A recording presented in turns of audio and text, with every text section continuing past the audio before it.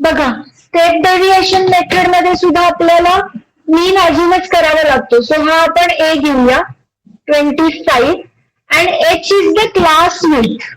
Class width कसा काढायचा बघा फॉर्म्युला. क्लास विड्थला difference of two consecutive lower और अप्पर लिमिट्स.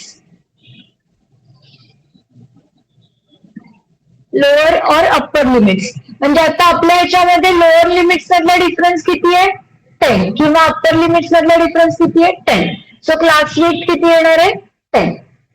मग आता आपण जे डीआय काढला होता सेमच येणार आहे. कसं येणार 5 - 25 -20 -10 0 10 20. आता या आलेल्या डीआय ला एच नी डिवाइड करायचं. आधी बघून घ्या. मग -20/10 म्हणजे -2 -1 0 1 2. काय केलं कळलं. डीआय ला एच नी डिवाइड केलं. सगळ्यांना कळलं.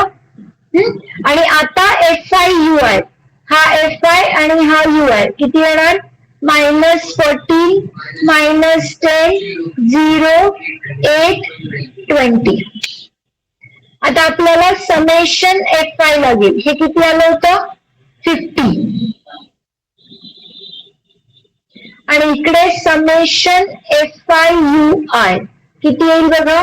हे झाले -24 हे झाले 28 म्हणजे 4 आलं. सो आता फर्स्ट स्टेप आहे यू बार काढायचा. Summation F I you I upon summation F I किती येणार 4/50. हे कॅल्क्युलेट करू नका असंच ठेवा. आणि मग मीनचा फॉर्म्युला आहे x bar is equal to a plus h into u bar. म्हणजे काय होईल 25 प्लस 10 इंटू 4/50. 0 ला 0 कॅन्सल झाले. That is 25 plus 0.8. So x bar is equal to 25.8. आलं सेम आन्सर. कळली मेथड. चला मॅम यूआय चं परत एक्सप्लेन करा ना.